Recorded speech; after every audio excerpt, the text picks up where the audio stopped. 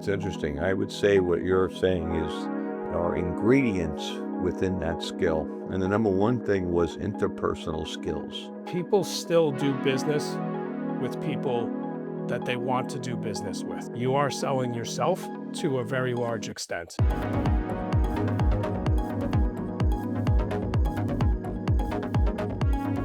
We're back again for another session. Myself and Ken DePalo and Ed O'Brien.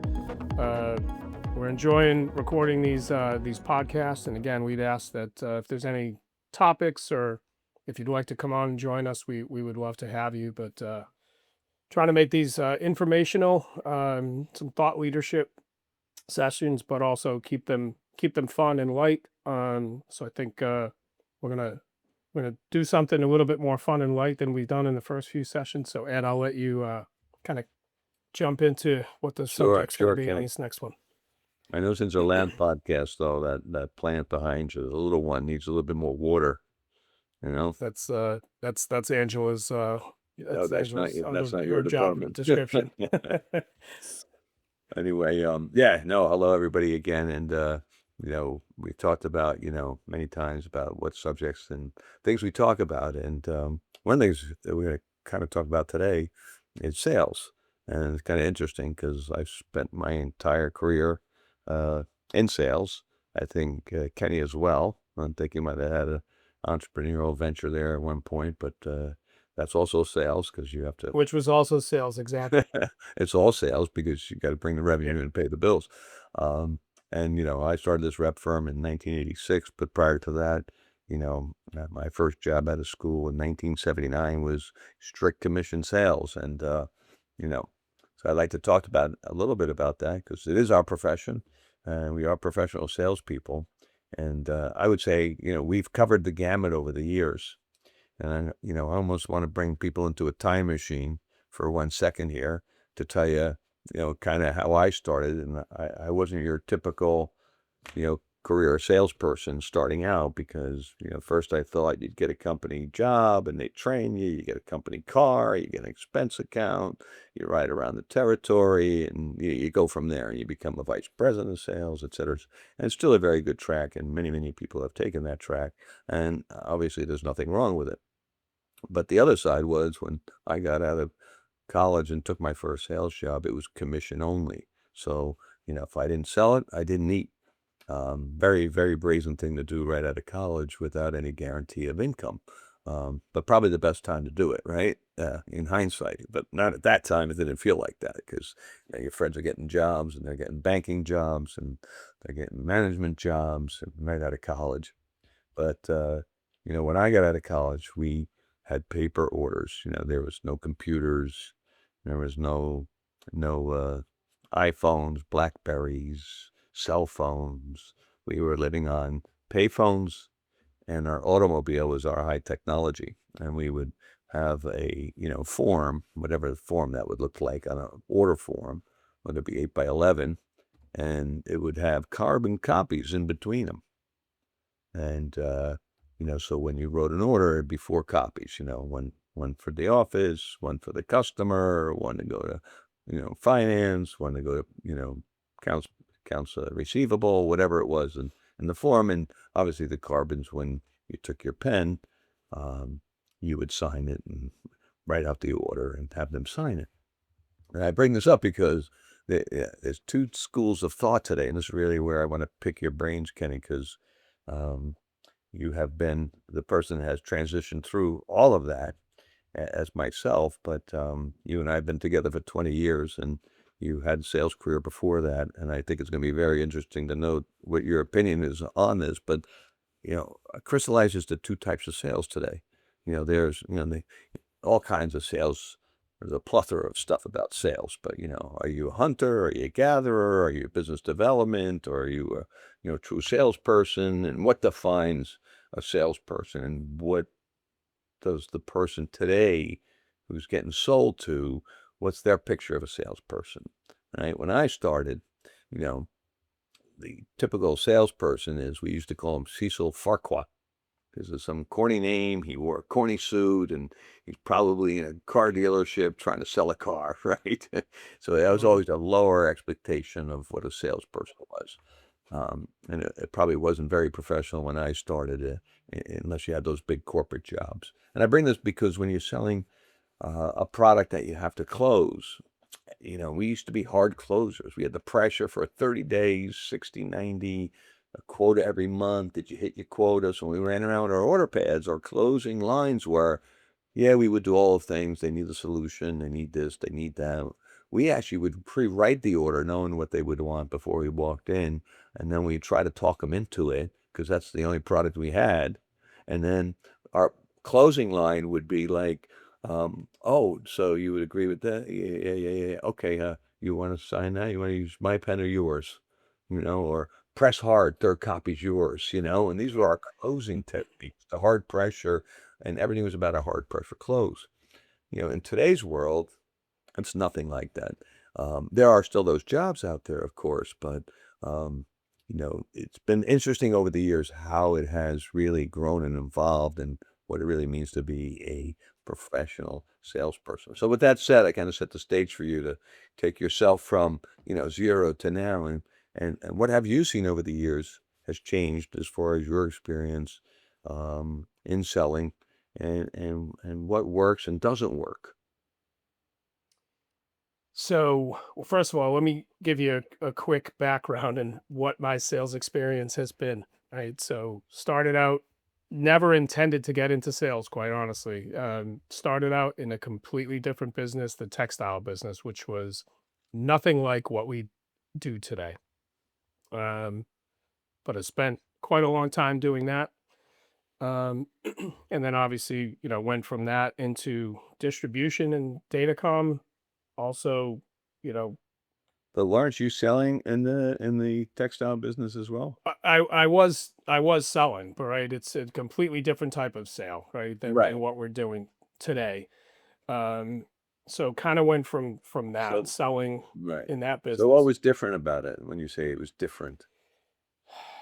So what we do today is different in the sense that I would say it's a more consultative, I mean, certainly more technical sale, right? So there's a product that you're selling, but you're not necessarily showing that to the customer, right? I think they understand what you're selling them, but it's more consultative. Whereas that was, I'm selling fabric to a customer that's going to make some sort of apparel with it. So it's much different in that regard, right? It's you either like it or you don't like it, right? And if they didn't like it, they wouldn't buy it. If they did like it, they would buy it. So from a product perspective, much different, right? Again, moving into then distribution for a short period of time, datacom distribution, and then, to joining your team 19, 20 years ago at this point. Again, just much different in terms of what you're selling. The the Right. the but I do believe is that people still do business with people that they want to do business with, right? So it is I think no matter what you're selling, you are selling yourself to a very large extent. And if somebody doesn't trust you or you don't connect with them in that regard, I think it's much more difficult to sell. Um, and I think personally, I feel like where I've had success is not only understanding what I'm selling, but in understanding the customer needs it, but it is also connecting with those customers, right? Networking, and that sort of thing. I think no matter what sales or what you're selling, that's still a huge part of any type of position. And if you look at those folks that are the used car salesman or um, not a lot of substance behind the personality, I would say, um, then they're not going to be as successful. So I think that's a big part of it for sure. But I mean, my journey went from a very commodity type product Mhm. to now something that is not a commodity at all in most cases, um, which I think is another point that we've talked about in previous versions of the podcast is that we're from our perspective, we're not selling a commodity. There are commodity type manufacturers out there, but I think that customers are not setting themselves up for success long term if you're just looking at the least expensive option or something that you might deploy with that you might have problems with, right? Or there's nothing behind the scenes in terms of the support from the companies or the folks that you're dealing with. So I think that that's been a big, from the beginning of what I did to now, with doing this for the last 19, 20 years. Big difference for sure.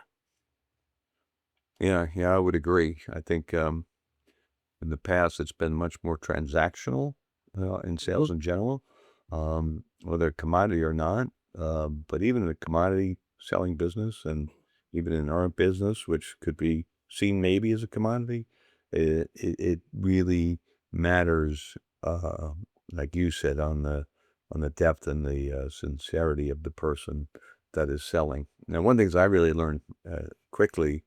Actually, the first time I learned it was in business school, um, and we were doing taking a course actually, and it was interesting because half the grade was based on peer evaluation. So you'd have 10 in a group, and the group would have exercises to do, and they had to collaborate and get things done.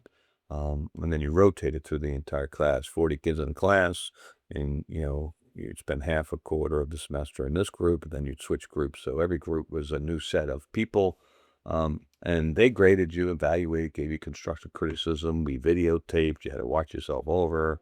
It was very hard for me to do because I think in general people don't like to be scrutinized. They don't like constructive criticism.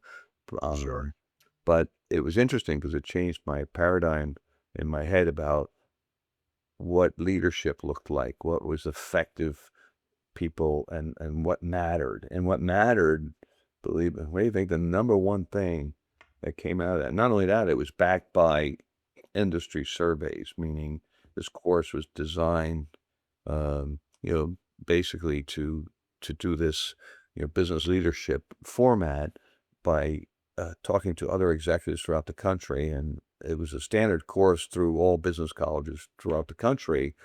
But they would survey, all the Fortune 500, all the executives, and what was the number one thing that really uh, brought them to, hire somebody, and what was this? It was gleaming across the board what the number one thing is they look for in hiring somebody to come work for their company. And again, keep in mind that this process of collaboration and who's leading the group and who's effective and in creating the productivity of the group and getting it done. What do you think the number one thing was? It's also the number one thing you need to have skills in for sales. Wait, you mean okay, so the number one skill that The number one thing that they would pick as their number one reason that they hired somebody that they had, you know, and it wasn't like grades. It wasn't, summa cum right. laude, right? It wasn't, whether it be out of college or higher, but, and there's really no wrong answer, but, Yeah, I mean, honestly, I to me, I yeah, it would I would think, uh, I'll say sincerity and, um, not, uh not BSing somebody, I guess, like, if you don't know the answer to a question, then don't answer it just to right, answer it, right. right? I mean, to me, Yeah. those are things that that are at the top of my list. I mean, uh, I'm gonna guess that it's probably something different, but those are the 2 things that I think stick out. And I would say that from being sold to as well, like, those are the things that I gravitate towards. Right, right. Yeah, it's interesting. I would say what you're saying is are ingredients within that skill. And the number one thing was interpersonal skills. Okay. So those are all part of, interpersonal skills. And I didn't really know what that meant, back in college, but it was something that just glared at me. And it was really great that I did out of college. And I've, s- I've been in sales a long time. I've trained many salespeople over the years, not only for, ABC, but for Corning. We trained them, and they would send them to us, and we would do. And not only that, I would be a guest to give sales training courses, for the companies in which you represent. So I only back that I really have experience in all that, but I was very fortunate to come out of the gate like that, knowing that the interpersonal skills meant everything. But even so, I remember the first group I had, I want to say, I don't know, quarterback of the football team or some big jock star that was, you know, big and loud, and he dominated the group because, he always had to speak and he had to speak first, and et cetera. And so I thought, like, oh, this is the leader of the group, because at the end they were going to score this and it would come out as who was the leader of the group.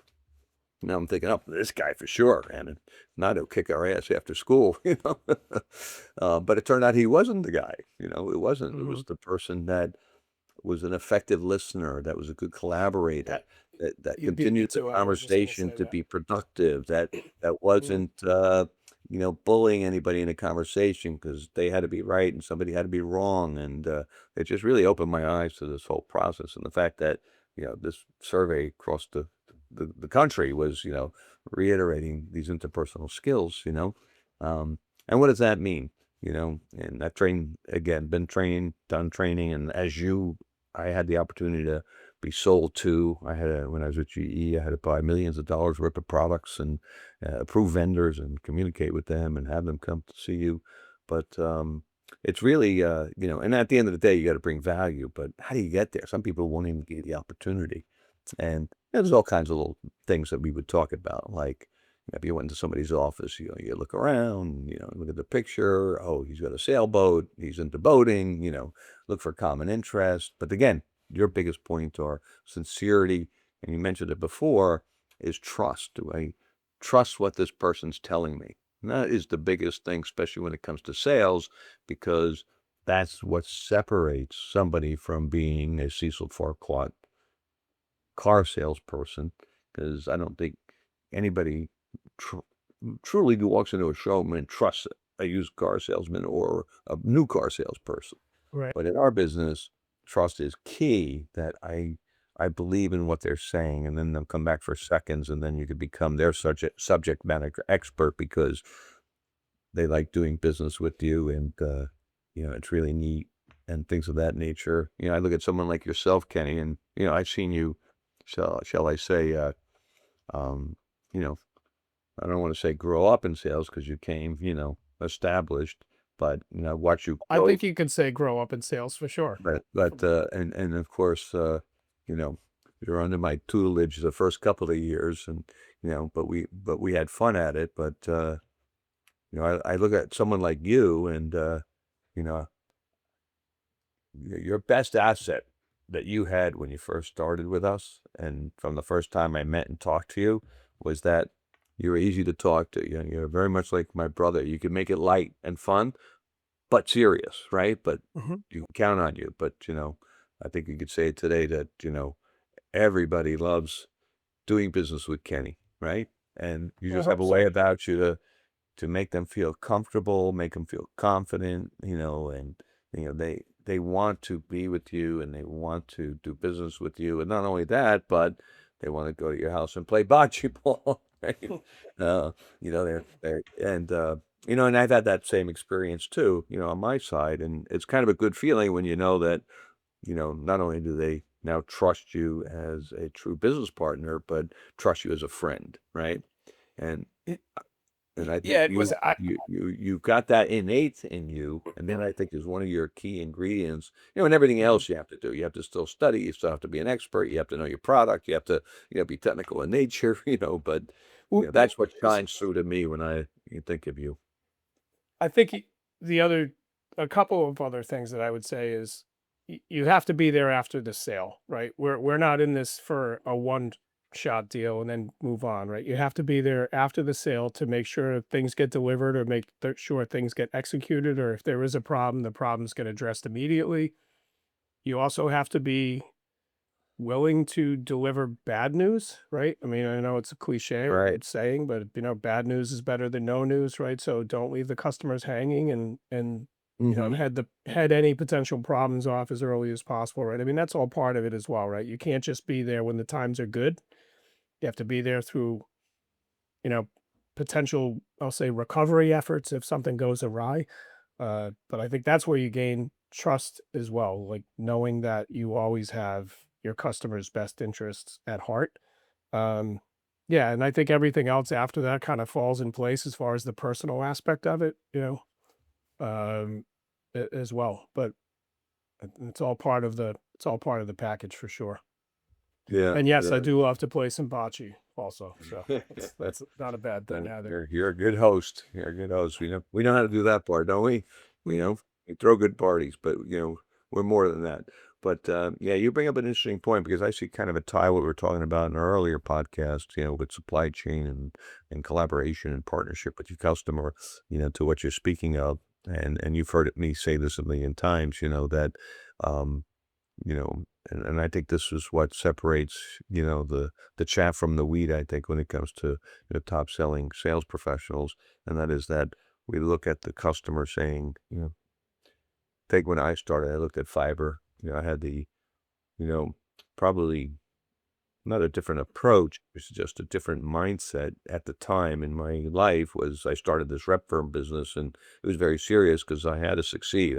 You know, I moved, to New York back from California without a dime in my pocket, started this thing and, I got married. I got, one kid, one on the way, got to buy a house, all those typical things. And, so I had to eat. And I took it very seriously, but I think the first thing I really did was drive the expertise that I knew my product, I knew the competitor's product. And this goes back to the old school sales, right? I know your product, know the competitor's product better than the competitor. And then how do I drive value to a customer and not just on price, right? But I have to be competitive to their market. So I jump into New York, I'm selling this fiber stuff, and it all seemed, but again, to your point, I would tell them, listen, you're building. I think one of the first ones I had was Merrill Lynch, and they were building a new data center, and it was quite complicated even back then. And I said, listen, if you take that fiber piece, you got a 27-item punch list. You see the fiber piece?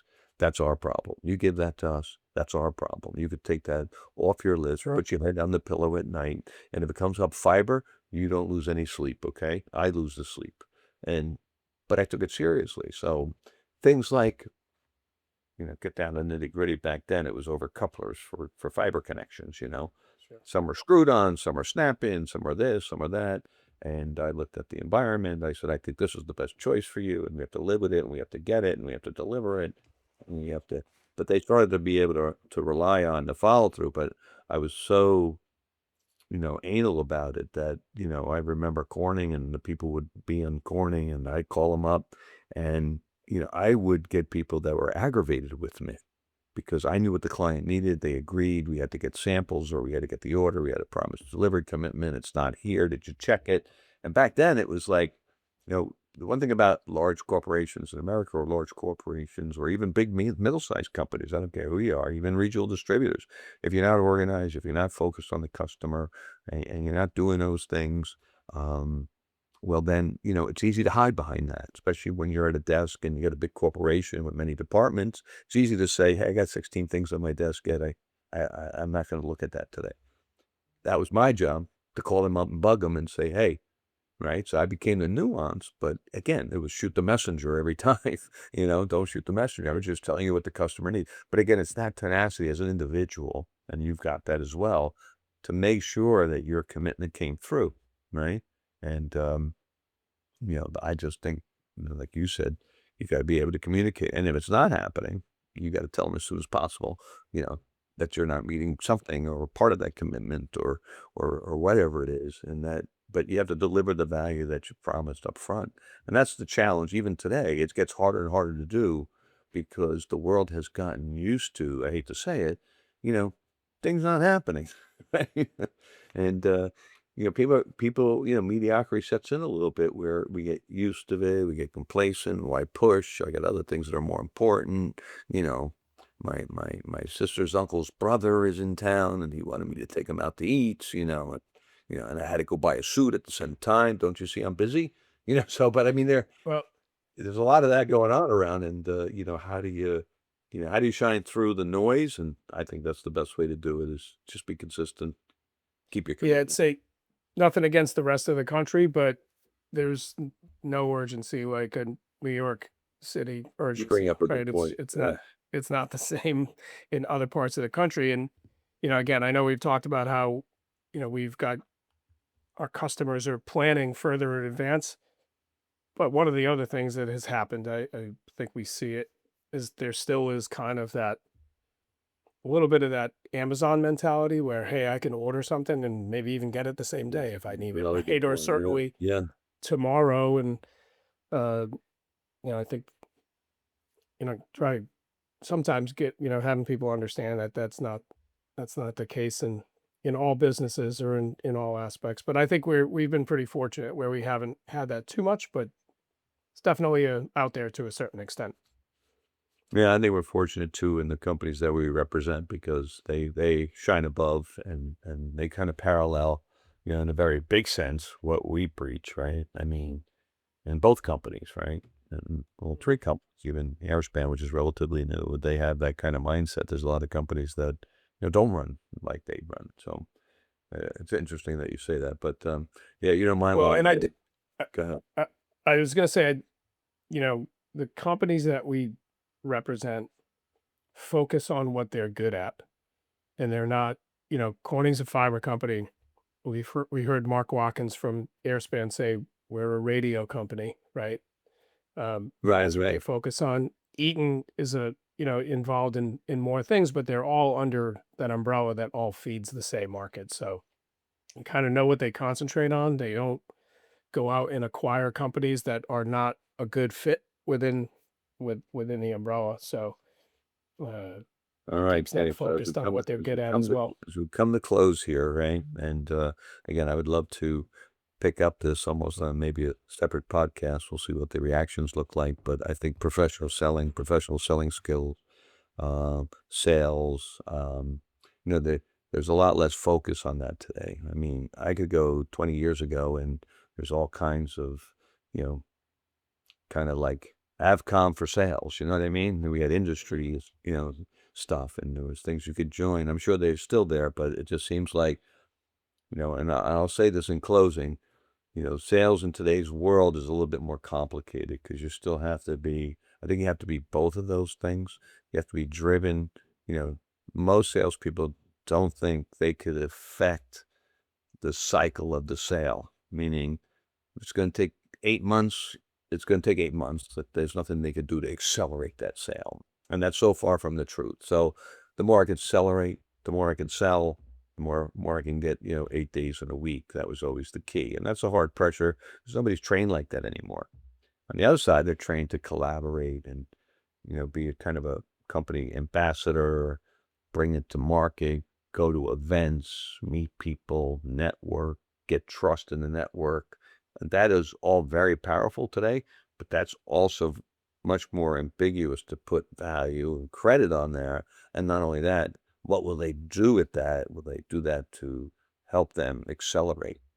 Or are they going to use that in the format where, oh, well, I'm just selling, oh, yeah, it's going to happen. I talked to someone, as far as just being on the periphery of the team that's happening, rather than dive in there and be that person you are to make sure we're going to deliver. I am the subject matter expert. I know my stuff.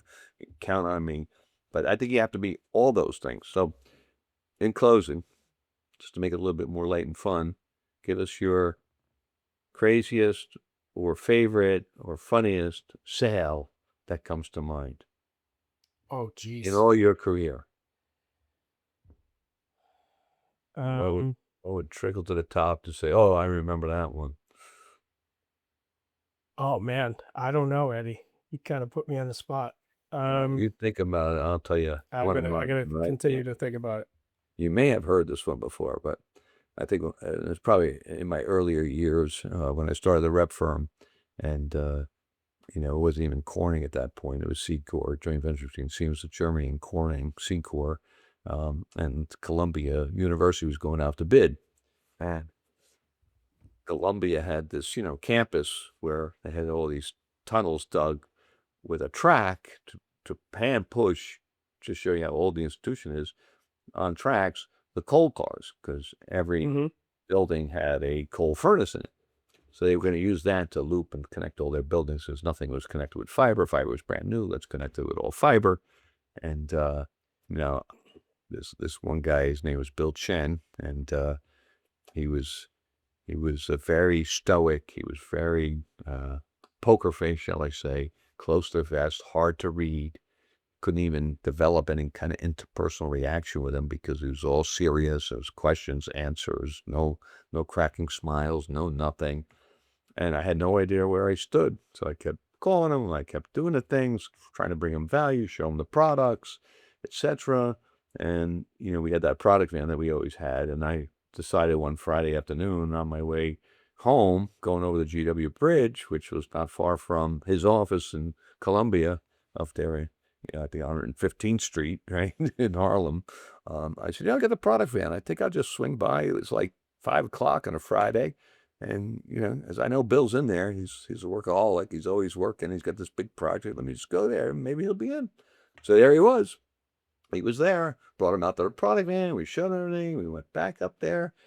Matter of fact, I did a FUPA because I had a competitive products against my product, and it showed in demonstration that the product was as good as ours, right? And there was no difference. And I was getting frustrated, but didn't show it. And I just was sitting down in the conference room, and I saw he had a dartboard on there. So I just walked up, grabbed the 3 darts, sat back down at the conference table, and now I'm on the other side of the conference table. Dartboard's all the way across the room. And I had 3 darts in my hand, and I don't know why I did this or what impelled me to do this, but I just looked at him and I said, all right, how about, because he was telling me that he thinks he's going to split it. Like he'll give half to us, half to the other company, and he's going to use this cable in this environment because this environment's, harsher, and that'll stand up better. And he's giving me the whole scenario. So that's when I just grabbed the things I said, how about bullseye? I get the whole thing. And he goes like this to the dartboard and, says, kind of nods his head, yes. So I figured he accepts. I'm sitting down. God's honest truth, true stories. I throw a dart, I miss. Second dart, I throw it, I miss.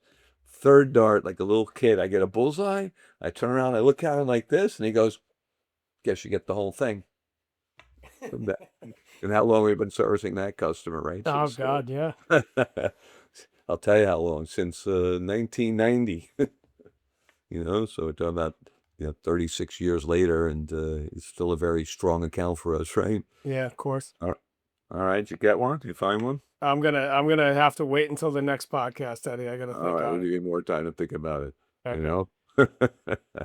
I think you should tell the story of what salespeople have to do after work sometimes, and go out and tell them the story about how you had to go you got your customers and everybody want to go smoke a hookah. Oh, that's easy. Huh? That's an easy one. Right. You're sitting there with customers outside on the outside patio, right? Some guy comes by, wielding a knife. You can't enter a customer's trust and saving their life. Exactly. All right, but you'll get a good one for us next time then. All right. Well, with that said, thank you again for the time, Kenny. I enjoy it, and hopefully you get something out of it. And and let us know if you think the sales is good to continue some more podcasts on, or you guys want to stay technical, or all the above. So whichever way it is, we'll look forward to our next one. Thanks, everyone. I think Thanks, Kenny. we'd vote for all the above. So That's right.